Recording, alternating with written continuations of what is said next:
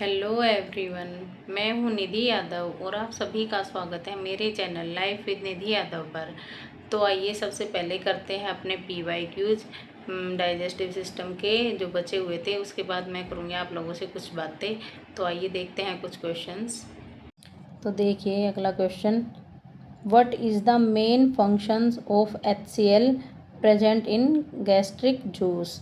मतलब HCl hydrochloric acid का जो मेन फंक्शंस क्या क्या है जो कि प्रेजेंट होते हैं किसमें, जठर रस में प्रेजेंट होते हैं। तो पहला ऑप्शन देखिए, it activates the inactive enzymes, it destroy the germs come with food, और इट मेक्स फूड सॉफ्ट, या फिर ये सभी। तो इसका आंसर होगा ये सभी। देखिए जो ये HCl होता है ये हमारे पेट को एसिडिक मीडियम प्रोवाइड करवाता है, जिससे कि हमारे पेट में क्या एक्टिवेट हो जाते हैं, एंजाइम एक्टिवेट हो जाते हैं। और जो HCl होता है ये कभी भी वायरस को नहीं मार सकता, ये सिर्फ जर्म्स को और कुछ बैक्टीरियाज है, सर्टेन बैक्टीरियाज है जिनको ये मार सकता है।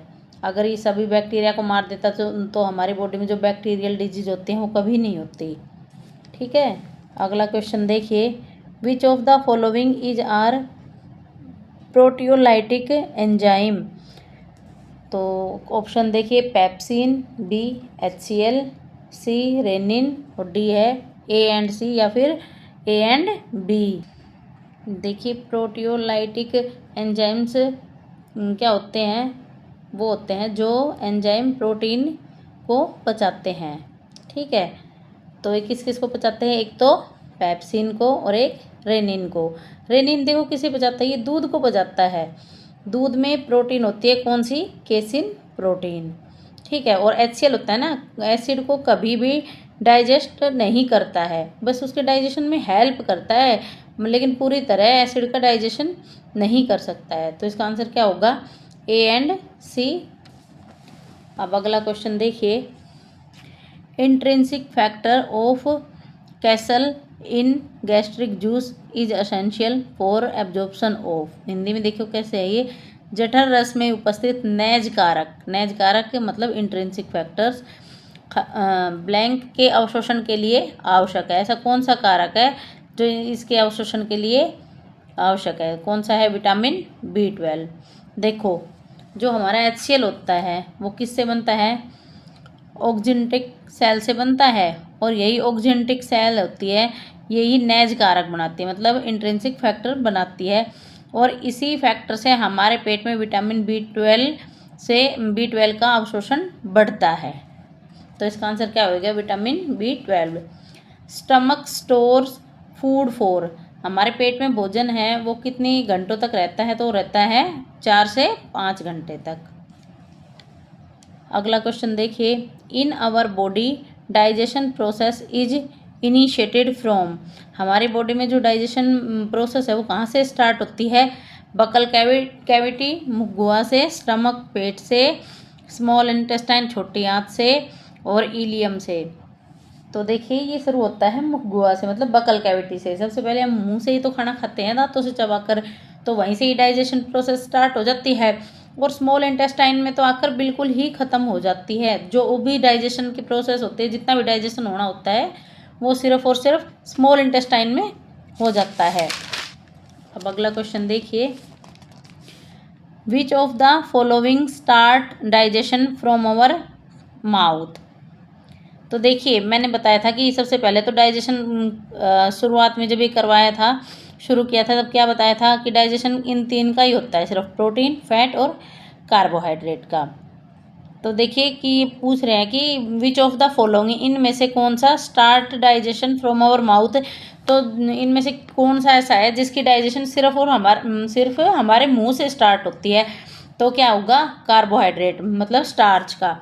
ठीक है, देखिए स्टार्च, हमारे मुंह में लार होती है, लार में क्या होता है, लार में होता है सलाइवरी अमाइलेज एंजाइम होता है जो स्टार्च को माल्टोज में बदलता है। क्वेश्चन देखिए, from where digestion of protein gets start in our digestive process. तो देखिए वो उस वाले पहले वाले क्वेश्चन में तो क्या पूछा था कि जो कार्बोहाइड्रेट है उसका डाइजेशन कहाँ से स्टार्ट होता है, हमारे माउथ से। तो ये पूछ रहा है जो प्रोटीन का डाइजेशन है वो कहाँ से स्टार्ट होता है। देखिए वो होता है हमारे स्टमक से। 3 चीज़ें याद रखना, पी से प्रोटीन, पी से पेट और पी से पैप्सिन। तो इन सब का डाइजेशन होता है वो कहाँ होता है, ये सब स्टमक में होता है, मतलब पेट में होता है, आमाशय में होता है।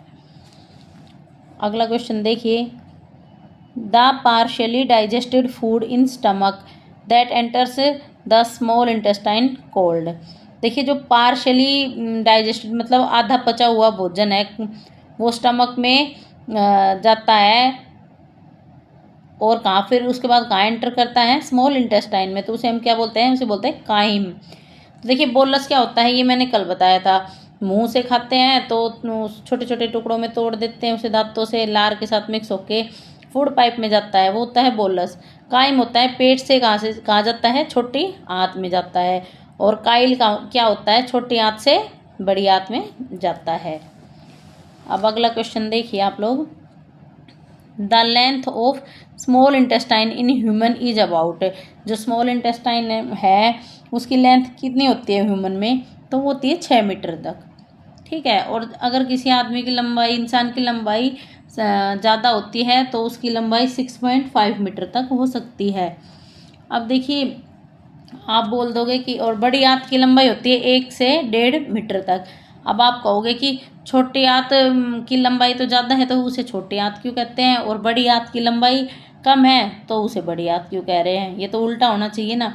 तो देखिए क्या होता है कि जो बड़ी आंत है उसका डायमीटर सिर्फ 3 इंच होता है और छोटी आंत का डायमीटर होता है 1 इंच होता है। तो इसका डायमीटर कम होता है इसलिए इसे छोटी आंत बोलते हैं। और जो लार्ज इंटेस्टाइन होता है उसका डायमीटर 3 इंच होता है, ज़्यादा होता है, तो उसे बड़ी आंत इसलिए बोला जाता है। अब देखिए कुछ एग्जाम में अब आजकल ये क्वेश्चन भी पूछे जाते हैं। देखिए क्या होता है कि जो मांसाहारी जीव जंतु होते हैं ना, उनमें छोटी आंत की लंबाई कम होती है। वो कम क्यों होती है, क्योंकि वो लोग मांस खाते हैं और मांस से हमें क्या मिलता है, मांस से हमें प्रोटीन मिलता है। और प्रोटीन क्या होता है, प्रोटीन को कौन कहाँ पचता है, प्रोटीन वो पेट में पचता है। देखिए जो शाकाहारी जीव जंतु होते हैं ना वो खाते हैं घास फूस। तो घास में क्या होती है, शर्करा होती है, और शर्करा अधिकतर कहाँ पचती है, छोटी आंत में पचती है, इसलिए छोटी आंत की लंबाई ज़्यादा होती है। तो एग्जामिनर आजकल जो क्वेश्चन पूछता है उसमें क्या है, एक खरगोश ऑप्शन में दे देगा तो हमें खरगोश को टिक करके आना है, क्योंकि खरगोश क्या है कि वो कोई मांस तो खाता नहीं, वो सिर्फ और सिर्फ घास फूस खाता है, तो इसलिए उसकी छोटी आंत की लंबाई क्या होती है, सबसे ज़्यादा होती है। अगला क्वेश्चन देखिए, which part of small intestine, small intestine का कौन सा पार्ट इज फर्स्ट, पहला है, एंड स्मॉलेस्ट और सबसे छोटा है। तो देखिए ऑप्शन क्या दे रखे हैं, ड्यूडेनम और जेजुनम, इलियम, सिकम। तो देखिए हमारी स्मॉल इंटेस्टाइन कुछ इस टाइप की होती है, ठीक है, ऐसे ऐसे करके। तो ये हमारा पेट हो गया। तो जो ये हिस्सा होता है ना, ये वाला हिस्सा सी टाइप का, सी के आकार का, ये होता है ड्यूडेनम। ठीक है, सी के आकार का होता है। और जो ये वाला हिस्सा होता है ये होता है जेजुनम। और जो ये लास्ट में होता है ये होता है इलियम। तो ये होता है सबसे बड़ा हिस्सा और ये होता है ड्यूडेनम सबसे छोटा हिस्सा। और किस आकार का होता है, ये सी के आकार का होता है। तो आंसर होगा ड्यूडेनम। अगला क्वेश्चन देखिए, in human body the shape of duodenum looks like the English letter. तो अभी बताया था किस इंग्लिश लेटर की तरह दिखता है, ये सी के आकार का। अगला question, where is the maximum digestion takes place in human body. तो सबसे ज़्यादा डाइजेशन कहाँ होता है ह्यूमन बॉडी में, तो सभी को पता है सबसे ज़्यादा कहाँ होता है और लास्ट तक कहाँ होता है, स्मॉल इंटेस्टाइन में। इसके बाद आगे डाइजेशन नहीं होता है। उसके बाद खाना कहाँ चल जाता है, बड़ी आंत में, मतलब लार्ज इंटेस्टाइन में चला जाता है। और लार्ज इंटेस्टाइन में कोई भी डाइजेशन नहीं होता है। अब अगला क्वेश्चन देखिए, what is the largest part of human alimentary canal. Largest part longest part कौन सा होता है ह्यूमन एलिमेंट्री कैनल का, स्मॉल इंटेस्टाइन। पीछे बताया था कितनी लंबाई होती है, 6 to 6.5 मीटर तक।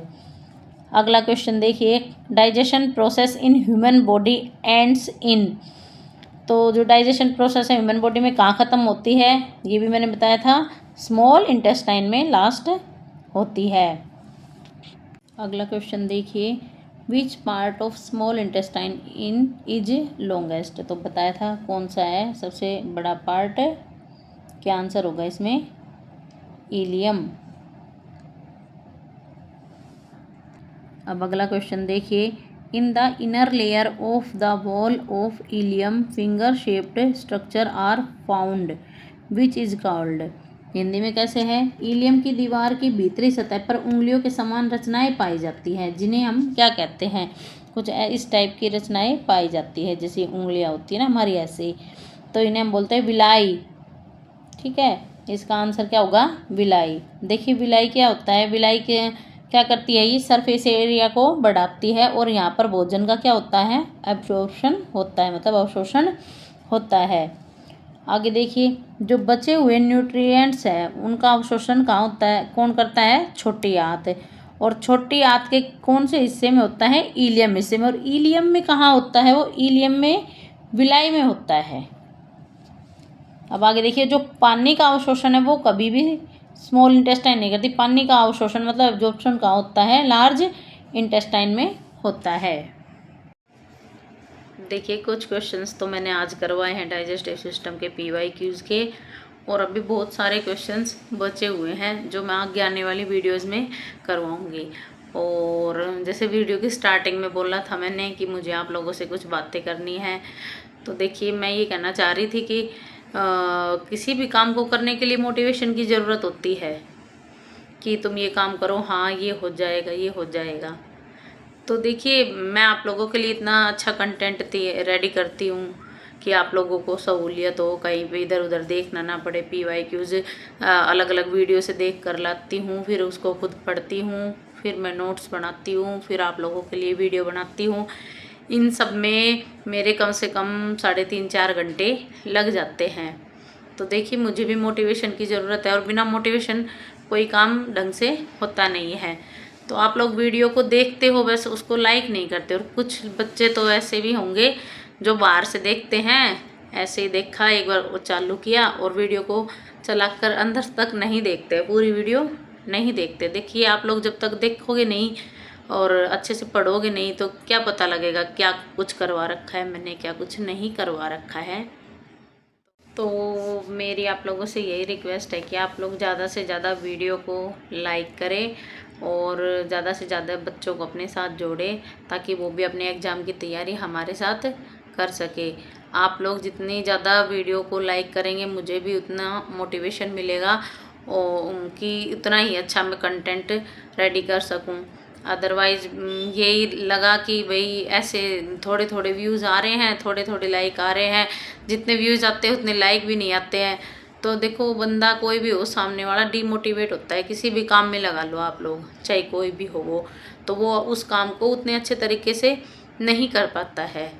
तो बोलते हैं ना जो एक्सट्रिंसिक मोटिवेशन, वो भी ज़रूरी होता है ना हर इंसान के लिए।